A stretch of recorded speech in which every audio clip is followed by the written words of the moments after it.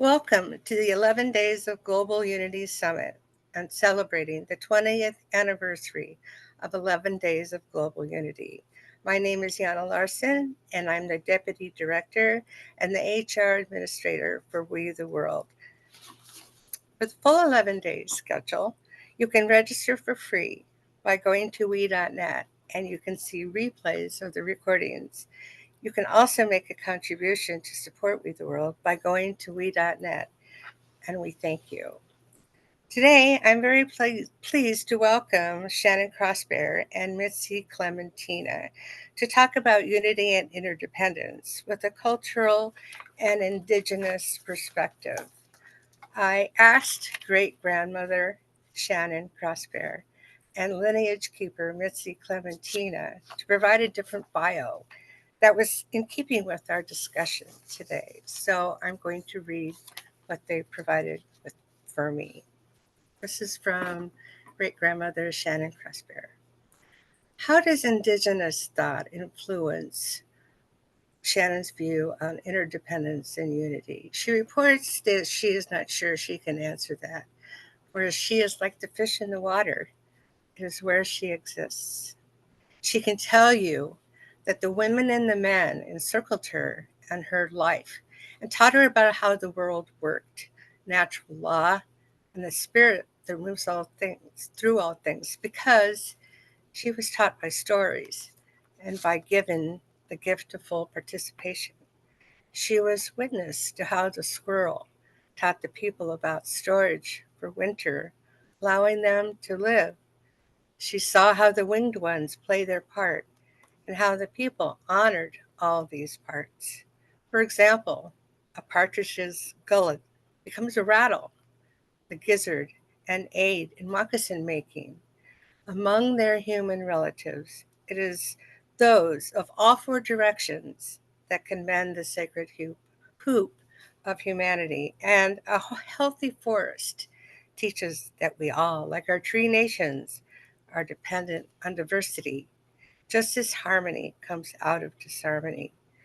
Just as the drum and a heartbeat show us, we can mend that hoop. Then from Mitzy Clementina. Mitzy's ancestry and lineage are Quechua and Aymara from the high mountainous Andean regions of Bolivia and Peru. Both were once a part of the Inca civilization, and both existed long before and after.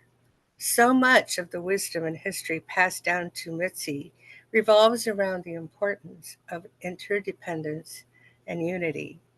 Their wisdom foretold the coming of the Spanish, forcing many to remote mountainous regions where their survival relied on their interdependence and managing conflict from one generation to the next. They preserved this wisdom, knowing that it would be needed for us today. Through the prophecy of the eagle and the condor, we know that they not only foretold of the Spanish conquest, but also signaled this time when their ability to understand their interdependence and would unite and determine their ultimate survival as a species. The ancestors remained devoted to the promise of what unity could mean for the consciousness of humanity. As a lineage keeper, Mitzy hears the call to take her place in echoing this urgent call and letting the wisdom of her ancestors speak for itself as the antidote for the healing and survival of their humanity. Wow, I just love those, what you both wrote. And it's such a joy and such an honor to have you here today for our 11 Days of Global Unity, to hear a different perspective of women who are keeping their lineages alive, and not only keeping them alive, but bringing them to the forefront. I don't know who would like to start, but jump in. We're women sitting around our table somewhere and talking about interdependence and unity, and how we are using what we have learned that's from being passed down, you from your different lineages, and me as American with Danish ancestors settling in Nebraska. We all have our stories, but let's hear yours. Shannon, you start. Thanks, You're yeah. the great grandmother. I am, and I'm going to be a great grandmother again. So I'm very Oh my excited. goodness. I'm very excited about that. Which makes me think about um, because you kind of started the conversation, you were talking about women in particular. And as a storyteller, as a I guess, I was thinking about this the other day because I was working with some people, and um, when they were not understanding what I was saying about being a storyteller, that this is information. This is, that is being passed down. That's critical information. It's valid, it's reliable, it's all the things that within a Western construct is required to be elevated to truth, right? So so it's just a different language. It's a different way of talking about it. And Jana, when you said, what kind of the worldview, when the question was it, I couldn't not think of our world as being not interdependent, everything, right? So how is that coming now, or when Mitzy talked about in her introduction about the prophecies, how is that showing up, right, in the world right now? How is that showing up? And it's showing up in my great grandchildren, in my grandchildren and my great grandchildren. And it's so beautiful to see. What does that look like on in a practical place? It means that my great granddaughter was welcomed in the womb, that she arrived in ceremony, right? That she has her name by which um, the spirit that moves through all things knows her, and she knows who she is, right? And how does that show up in when our young women have their coming of age ceremonies, and that allows them to step in from their girlhood into their womanhood? And as a woman, what does it mean to be a life giver, a life preserver, a life nurturer in all kinds of creation of life?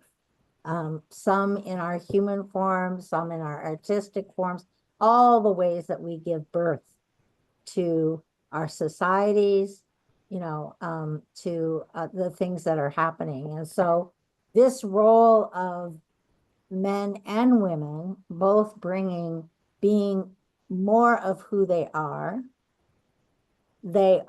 as we know that, and this beautiful time where our youth and young adults are really, really stepping into they, right?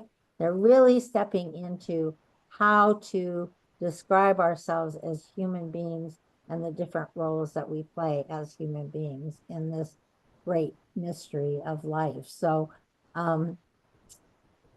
yeah, it's being able to, you know, just this morning I live in the middle of the boreal forest on the homelands of the Lake Superior Ojibwe. And it's just at the beginning of saying goodbye to one season and another season coming, right?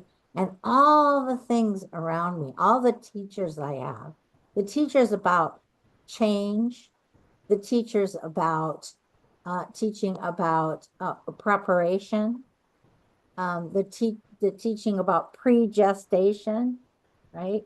Because winter is the gestational period. But before winter comes this season now, the fall of gathering and preparing and seeding, right? The seeding is starting to happen, whether it be our plants that are happening that way, but also our four-legged. This is the rutting season. This is when our deer and our moose and our other animals are coming together to plant for new life as well. And so, how is it that we can learn from all that? What a beautiful,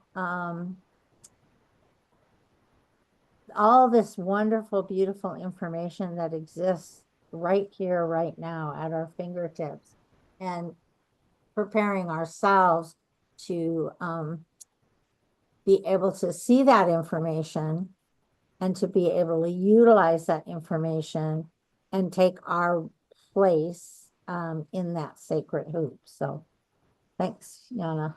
Yeah, that's very nice. I was just thinking of I'm from Colorado. I'm in Ohio now, but I used to live in Colorado, and my last time that I spent with my mom for several months when I lived with her before she passed on. There's a great elk population there, and this time of year is the elk rut, and they're everywhere. They're on the golf course. They're everywhere, and running. And and the young bucks are trying to get into the harem, and that poor, that one lone buck elk is trying to keep those young guys away from the harem, and the harem are just all going eating, oblivious and everything. But I digress. Mitzi, I don't probably don't have any elk rutting stories to tell in New York, but jump on in and talk about your perspectives. Absolutely, yeah. Thank you, Jana, and thank you, Grandmother CrossBear. I really loved what you shared. Um, and when I think about interdependence, I think about what you're creating here with these 11 days of unity, and that you're devoting an entire day to interdependence, has so much significance, right? Because I think that when we speak to people in the outside world, many people have a very interesting view of what interdependence is, and the truth of interdependence, whatever that might be for them.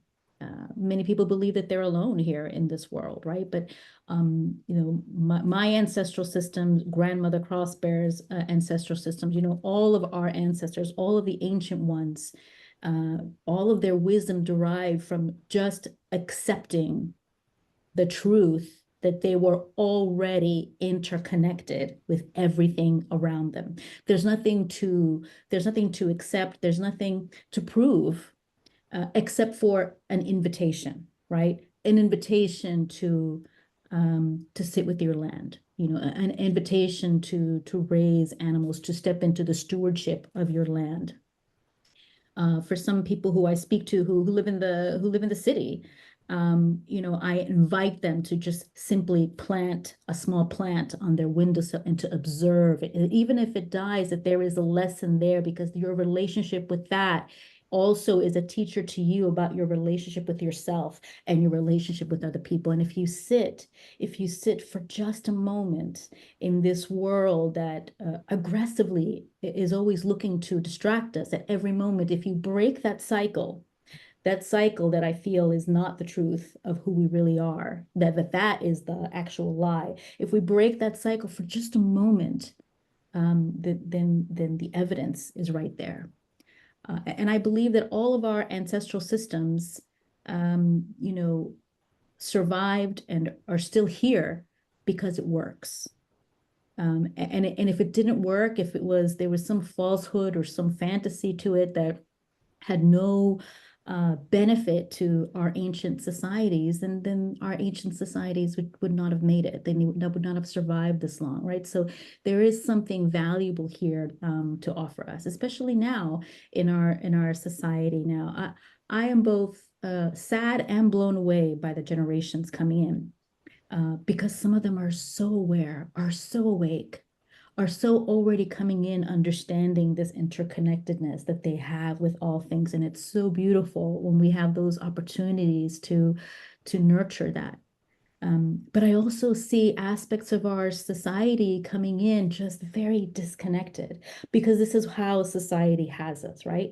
And so when we think about conversations that are happening today, like, what is the bridge? Where does this conversation begin? Where can we make a penetrable change? Where can we shift? We're not really asking for the society and the infrastructure we currently live in to be gone, right? And to go back to like another way when we've created so much on top of this, but somewhere in between these seeming opposing views and opposing ideologies, there is a space. There is a very big space for all of us to congregate and for all of us to gather and for all of us to understand the singular truth that we are already all interconnected. And if we realize that, then how does that change our reality? How does that shift how we show up every day? How does that shift the things that we do and how we walk on the land and what we do with it when we walk by and how we pay homage and respect to what we really belong to?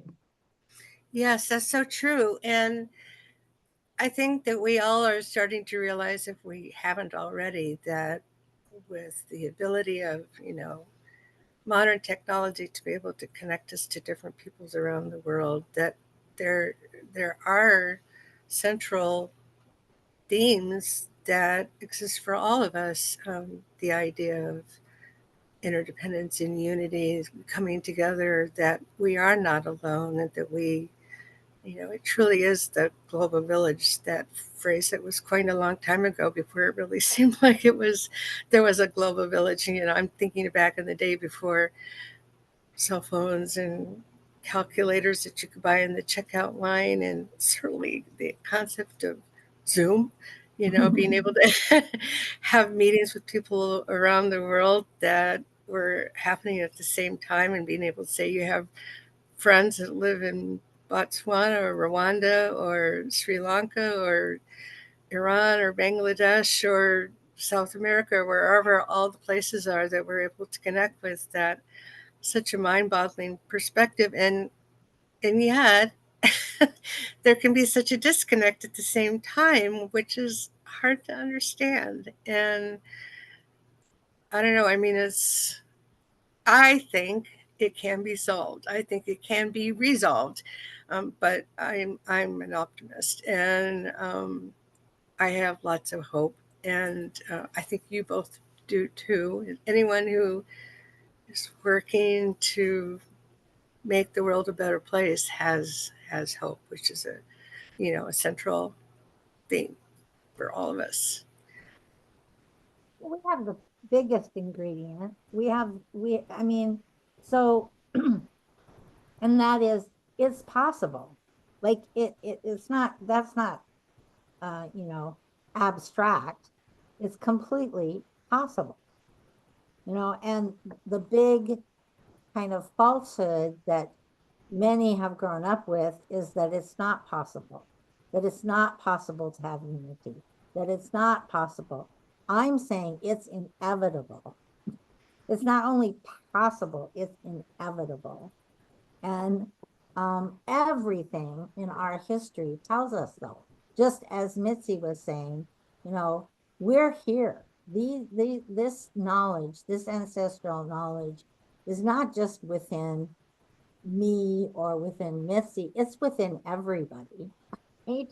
And so, and creating spaces um, for relationship is so important. And if maybe that's what you do, is you create a space for relationship. You introduce, Mitzi talked about introducing her friend to who isn't in an outdoor natural setting, to a plant, right? And saying, here, have a relationship, right? It's being able to begin where you're at. And I often think about the story of the grandmothers here that from Canada that Josephine Mandan, and she's on the other side now, but she started the water walks, right? And who was she? She was a grandma from Manitoulin Islands in Ontario, and a lover of the water, and understood her role as a water carrier, as all women are, and she was concerned about our most precious Great Lake, which is Lake Superior, which is the largest freshwater source on this continent, and within the world is the largest inland sea. There's only one that equals it in Russia, Lake Balik. And this one actually has more circumference to it. So it's in 3 states and one province. That's how large it is, right? So, but this grandmother took our copper kettle and she took the water from the lake and she began a walk. And she walked around each one of the Great Lakes. That's a lot of mileage. Around Lake Superior is well over 1,500 miles. So, but she and others joined her to bring attention to this resource. Years and years ago, the elders used to say, the the wars are not going to be over the land. The land's already, they're already destroying the land. The war will be over the water. And they used to say when I was a child, I couldn't even imagine it. They said water will become like air. And I thought, what are they talking about? Water is free, And it's like, and now people pay for water. And think about the craziness of it. We would call it gibad. It's just crazy. You take a source, a clean source, and you put it into a plastic, and then the plastic reaches into the water and makes it unhealthy. What? What? You Who know, thought of that? and, years ago, I had a cousin, his name is Roger, and he's on the other side too. But Roger, I had traveled off the reservation, and I was in the Midwest, and it was right after Christmas time, and I'll never forget Roger and I were standing on somebody's porch, and it was after Christmas time, and people had Christmas trees, and there was a garbage man coming around, and people put their Christmas trees in a plastic bag to get the garbage man to take them away.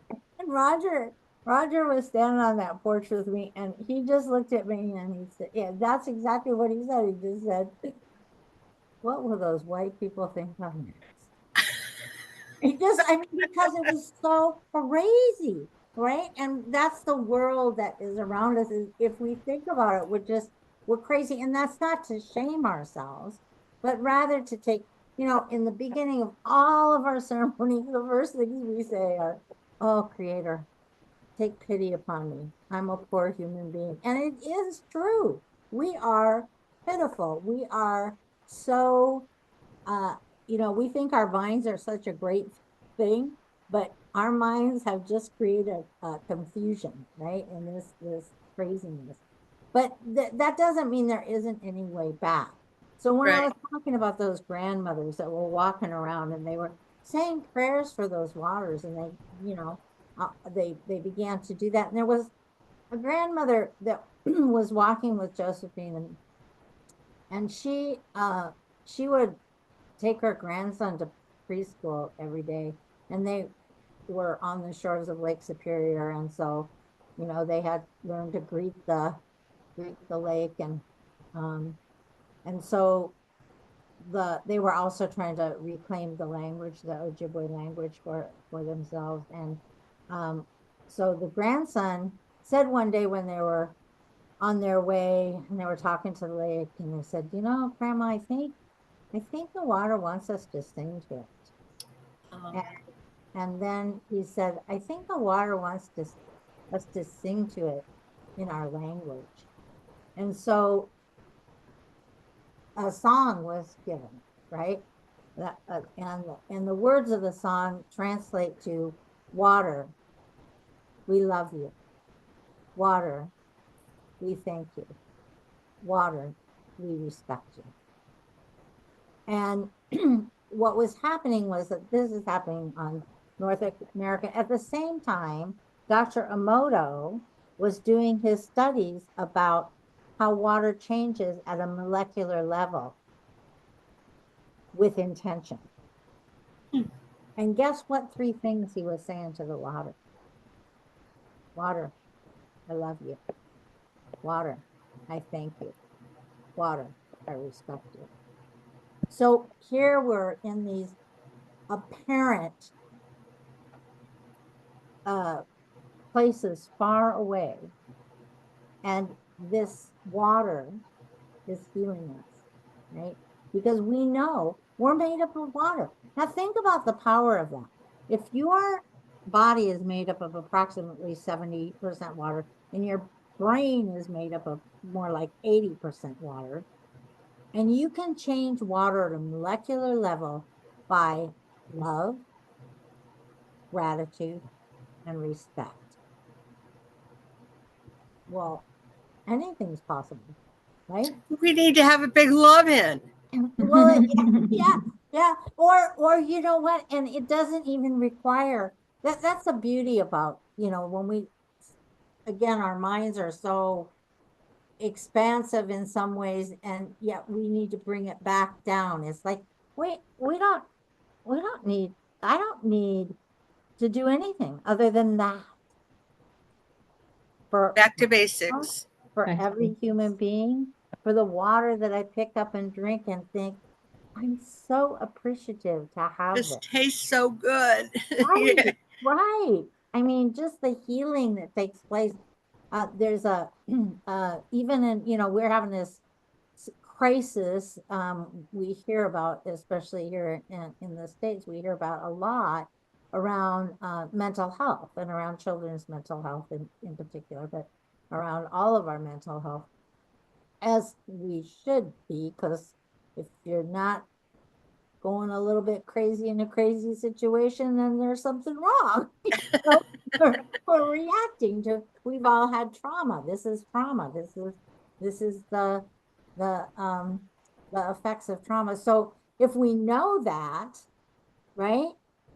There's a community in which when people come in to get help, two things happen. The first thing is they get a relative term. They are called son, daughter, grandson, granddaughter, auntie, right? Uncle. The reason we do that is because we know the healing effects of belonging, that we all need a sense of belonging, and we're all related, right? The second thing that they do, and this is a health clinic, the second thing they do is they bring you water, just a glass of water. They're just offering you water. Why? Because water is the first medicine. And even in the Western, watch 1,000 shows on TV, medical things, what's the first thing that they do when somebody's injured? I don't care what show it is, like hook them up with saline. It's water. Why? Because that's how essential it is to life. Or if someone is upset, you offer them a glass of water. And what are tears? Tears Tears, are water. tears are sacred. We never stop somebody from crying. I remember you told me that once when I was crying. You said, that's water. Yeah, you got the first healing medicine, just Yeah. being able to do that. I So everything, so and how to hold Mitzi, the holding that space within a large metropolitan area, right? Um, I always say spirit is everywhere. Doesn't matter. Concrete, boreal forest, spirit is everywhere. Some places it shouts, some places it whispers. And if you're in a place with where it whispers, which is many times those metropolitan areas and big lots of distractions, it's harder because of those distractions. It's harder to hear, right? So finding ways, whatever that way is, and you talked about it too, Mitzi, is just bringing yourself into that space, right? Of intentionality, and connection. Yeah, And so far from your roots too, that must be, I don't know if it would be a sad feeling to me, but maybe it's not that for you.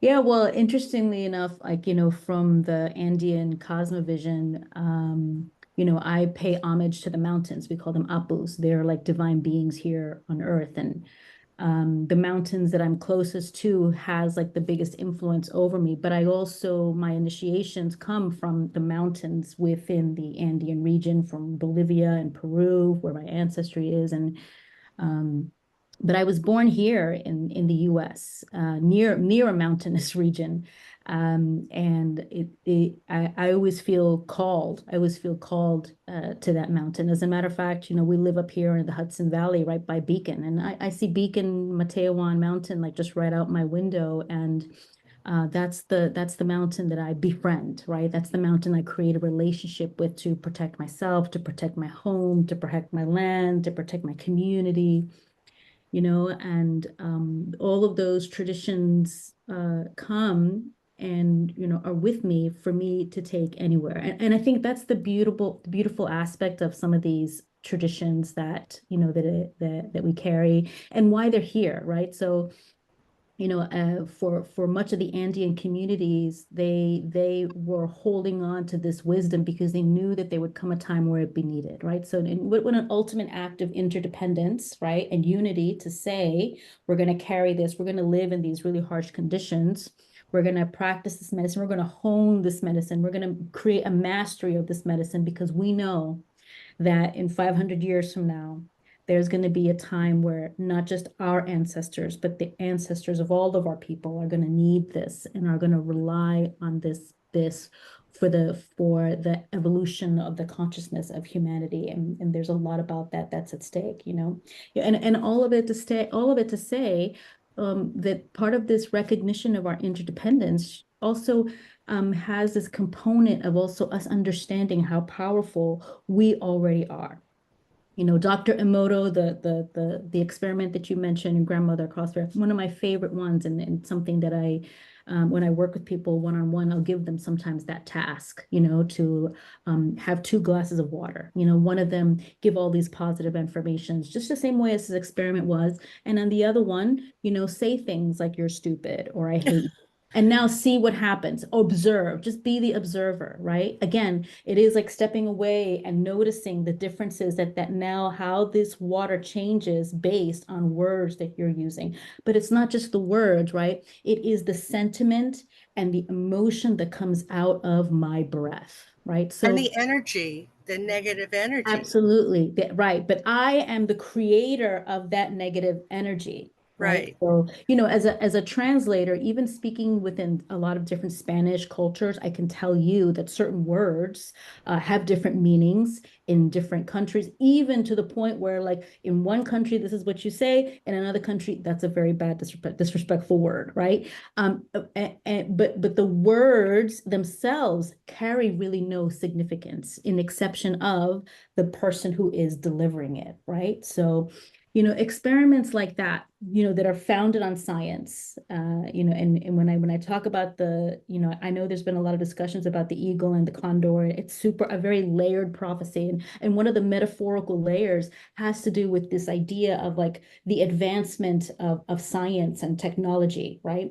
Some of the work that Dr. Emoto did, it really explores that realm, that scientific realm, it putting some of these ideas into science. Granted, I'm sure that Grandmother CrossBear's ancestors didn't need to do that experiment because they already knew, right? They already knew what it was. But how beautiful that, like, those type of experiments show us, all of humanity now, like, that we really have this creative power. We have this power to really create something. And going back to, like, what is the sense of interdependence, and what does this mean for each of us?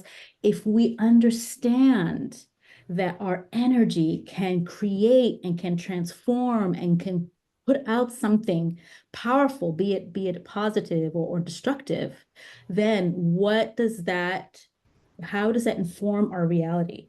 How does that change how I show up? How does that change the way I want to be, and how does that change the words that I want to share, and then once we really understand that, then we begin to really become open to what we really are connected with, right? Because if I am in connection with the water, and if I'm initiated by water and I'm speaking to the water, just as the beautiful example that grandmother CrossBear shared, and where we're in the practice of speaking to the water and feeling the water respond back to us in terms of what we need, that is the type of relationship that I don't want to extort. That is a type of relationship that I don't want to take advantage of or pollute, right? So if more people began to see how interdependent we truly are, they may stop making things into commodities and then start looking at the relationship as what it is. There's a word in Quechua called yanandin, and it is to mean like the sacred in me sees the sacred in you. And when we say that, we don't just say that person to person, we say that to the plants and to the trees and to the animals and to the birds, the wing, to everything that is surrounding us. This is our relationship with that. And if I see the sacredness in myself, myself whose life I wish to protect and whose well-being I wish to honor, and I see that same sacredness in something else, in the trees, then I'm a little less likely to look at that tree or that forest of trees as like something that is mine, that I can own, that I can take without observing any type of honorable harvest, Or destroy or too. destroy. Yeah, Exactly. to love it is the loving energy is so different. You can see that with plants. I knew a psychotherapist years ago who had a lot of plants in his office, and he could see, of course, there would be a lot of negative, sad energy that's being expressed. We said he had to really take good care of his plants to kind of like undo all the strife and suffering. And I can see that with plants too at a place I used to live, that my plants weren't looking good. And, just taking them out of that negative place made a big difference. Yeah. So, Mitzi, being as removed as you are from Bolivia and Peru, um, what's your story of how you came to be born in the U.S. and how you managed to stay connected with your ancestry? Because like Shannon is still living. Well, Shannon, were you born in the area that Yeah, you? yeah. I'm on the homelands, which are quite extensive, but yeah. Yeah, and we'll talk about your story being Irish and Ojibwe, but because that's a really fascinating story, I think. But Missy, how did you come to be here? And how far back do you have to go to either get back to Bolivia and Peru or to the U.S.? I Yeah. hope you understand what I'm saying I because understand. Yeah, yeah. I'm happy to share. Yeah, so both of my parents are Bolivian. My lineage comes from my father. My father is Quechua and Aymara. His mother was Quechua, his father was Aymara. And I think, my dad came here to the US really just because of the opportunity. Bolivia is still undergoing some very tough times, but at that time there was just no opportunity to raise a family. And even still today, in a lot of our countries, Bolivia and Peru, there's still a great and exorbitant amount of discrimination against indigenous people. And I think for him, he really wanted to have like a better opportunity, not just for himself, but for, his family. And I think coming here to the US, like many other families coming from South America, from other places, I think the level of, integration is varied. Some families choose to not teach their children Spanish or anything about their culture so that they don't have to face any discrimination. And other families do. I feel really lucky because my dad was always very insistent on sharing stories with me about the lineage and where I came from, and to be proud of that lineage and all of the amazing accomplishments that they had, and how uniquely special the Quechua language was and how it was structured, and even just the meaning of the words lent itself to a deeper understanding of what their cosmovision was, and that this was a legacy, that this was an inheritance for me. Um, uh, Coming here to the U.S., I'm in my house. I was not allowed to speak English, even though I did. But we were only supposed to speak Spanish in the house, and my parents both spoke Quechua. And I asked him years later, like, why didn't you teach me? Because I'm only learning now. Like, I have a lot of medicine songs in Quechua, and I have a lot of my consecrations that I do in that. But the everyday language I'm still kind of slowly mastering. And I remember telling my dad, like, how come you didn't teach us, how come you didn't teach me Quechua? And he's like, well, we needed a language. There was three of us kids, we needed something to be able to talk Oh, around you guys. I get it. I guess Private we were a handful. I conversations. guess we Yeah. were a handful. um, no, but I really do owe it all to him, because he always had these, different stones and different things. And I have my Bolivian nationality. So I'm a citizen. I have dual citizenship, and I travel a lot back to Bolivia. I have so much family there, and so much extended family. But even at a young age, my dad, took us to Bolivia and showed us, everything, took us everywhere, showed us where he grew up. And he came from a mining community, and his dad was a miner. And one of the things he wanted to break away from was that mining culture, which is still in a large debate. It's so full of controversy and violence by opposers, and we all know just how terrible it can be for the land, but also how a lot of indigenous people were roped into being indentured servants working there. So there's a lot of things to really break out of from that culture. And I think my dad wanted us to not have to suffer some of the negative aspects of what so many indigenous communities had to really deal with. Not And to mention health problems too. absolutely, yeah, absolutely. Yeah. And like, the level of support that we have there for these social issues, at least at that time, was, again, inconsequential, because it affected indigenous communities. And so it wasn't anything that people really put into thought. So I think my dad really was, very thoughtful about that, really wanted that kind of future for his children, for his legacy. And as I began to, I grew up, again, one foot in one world, and one foot in, in this other world. And I know that there was a point in my life where I wanted to, like, hey, I want the American dream. I want to have a high paying job. I want to have all of these things. And there's a certain aspect of rebellion that we might go through, Mhm. kind of break away. I want my own identity.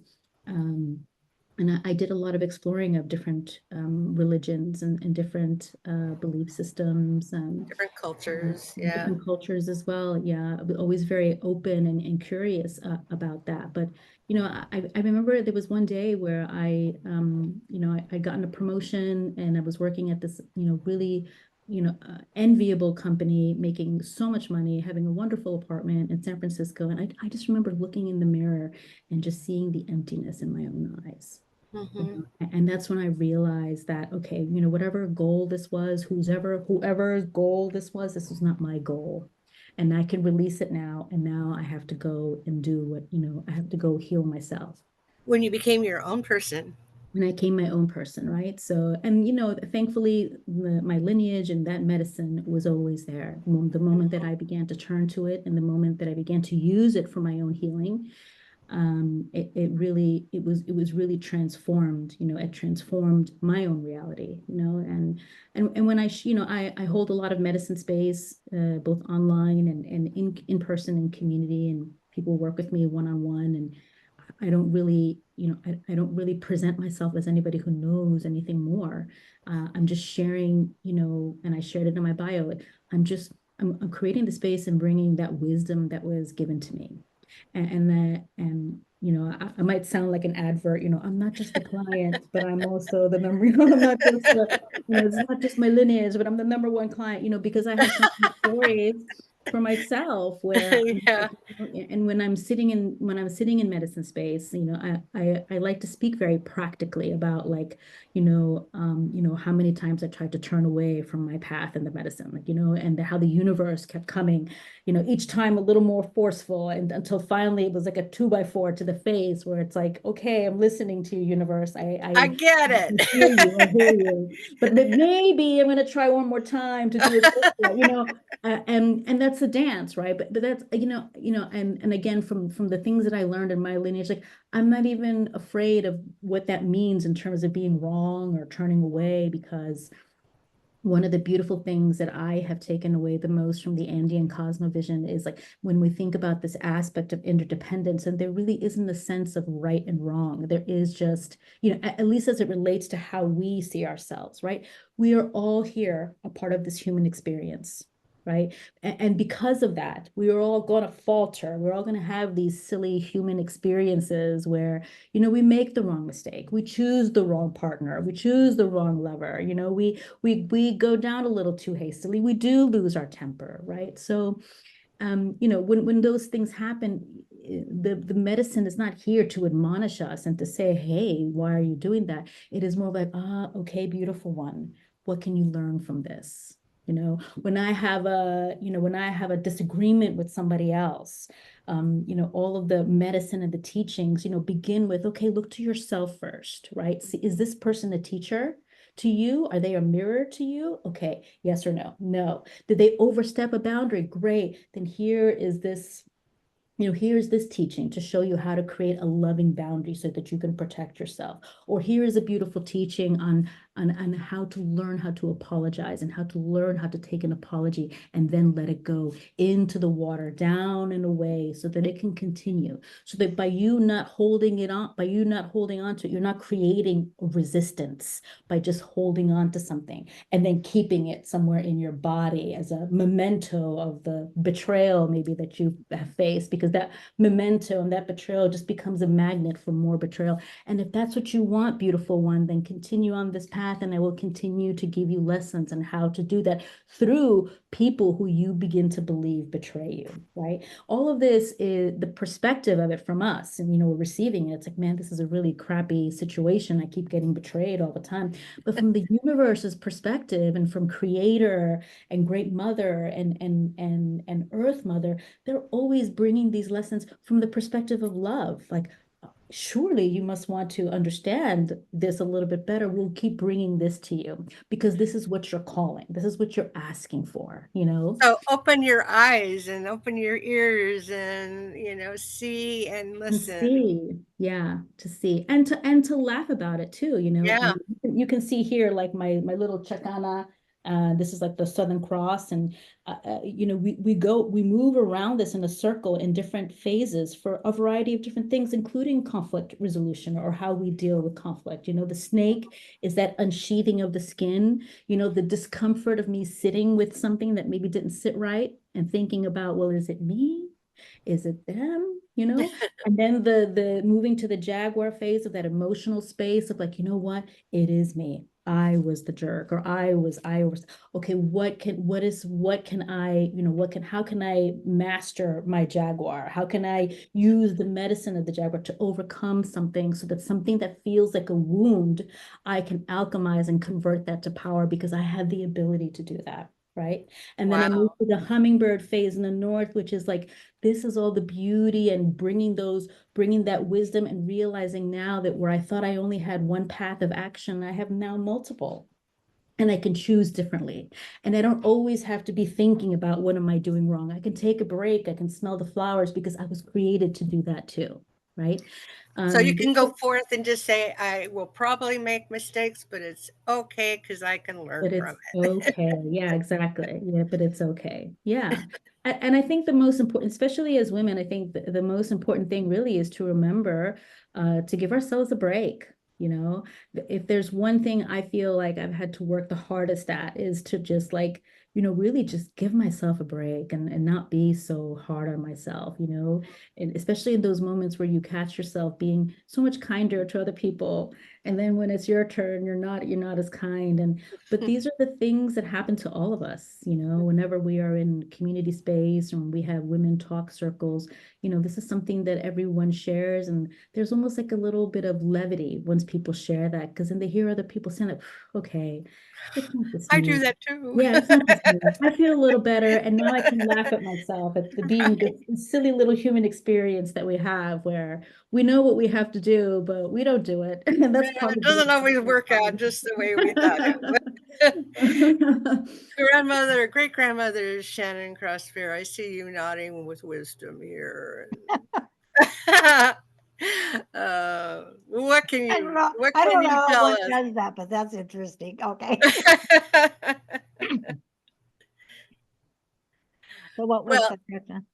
um, I wanted to say that I happen to know about Shannon that her some relative came over from Ireland during the Great Potato Famine and somehow ended up in the area of the homelands where Shannon is now, and uh, to hunters and gatherers, and he was able to bring the gift of farming. And tell that story, Shannon. Well, yeah, I mean, I don't think it's just my story. There's a lot of stories like Well, this. yeah, but Because we're there's, talking about you right yeah, now. but there's, I mean, so during um, well, it was actually, a little bit prior and during the potato famine, and there was a lot of intermarriage that was actually arranged by churches. That was, in some ways it has some, so the good and the bad, the light and the dark are all present because actually Andrew Bannon, and he would be great great great grandfather now to my grandchildren, but his name was Bannon, and last name was Bannon, and um, when he married the Ojibwe woman. Her name was Minnewannego Gijik. It was Happy Sky was her her name, but they called her Jane. That name was bestowed upon her because she was in a um, at that point in time they would take the children and they would raise them in these schools that were basically to raise the women in domestic kinds of In a things, Christian and domestic kind of right. atmosphere, so take And them then from their homes. marry them Yeah. off. It was, it was a strategy. And but as it happened, she was the fourth wife. Um, the previous wives had passed away, and they ended up having 13 children. Mm. So and there was, there's just so much that comes from all of those stories of how people get to be who they are. Um, learning about, if you're acculturated, and as I was in the Ojibwe, and then trying to learn about the Irish, but not the Irish as they exist today, but the indigenous Irish, and finding all of the similarities. That's where I find kind of that beauty because when you get down to everyone's indigenous place, then they do understand that relationship with all that is, right? They're earth-based, understanding the seasons, understanding the beauty of life, and and how that can teach us, right? It teaches us There's so much that's taught. And from that time, there would have been a closer connection with the land, wherever you were, probably, unless you were living in a castle. Yeah, yeah. Well, yeah, they're right. There's a lot that's changed with industrialization and and a shift of how we even um how our communities are based and that's not to say it's how do we then utilize the uh kind of Western constructs and in order to um, marry them in some ways with, and we're learning. I worked on a mental health initiative, um, a children's mental health initiative here in the States. And I work with tribes and territories as well as states. And the initiative was named Systems of Care because it was all about surrounding the family with, and it's family driven, youth guided systems of care. And our tribal people came and said, no, nope, we're not calling it systems of care because systems don't care. Right. Societies care, but systems themselves don't care. And so There's these that word thing again. What it, right, right. Well, and that goes back to some of what Mitzy was saying about, it's even the way that we speak things. When we speak things, it's kind of the first, that's why we were oral traditionists, because we understood the first time when you speak to something, you give breath to it, right? And you are transferring it from thought to its physical reality. And that's happening quicker and quicker at this point. And so it's important. It's trauma informed language, even the way, and Mitzi, I'm going to invite you when you're talking about taking care of yourself to not talk about giving yourself a break, right? Just to even, Oh, break. right, to change the way Ah, that we speak things because and once we heighten our awareness, it doesn't mean we're not going to trip over our tongues. I don't know how many times I trip over my tongues, especially in English, because I'm not as thoughtful about it. And, but every day I find places where I'm like, is that really what I want to speak into reality? Is that really, what I want to give breath is to.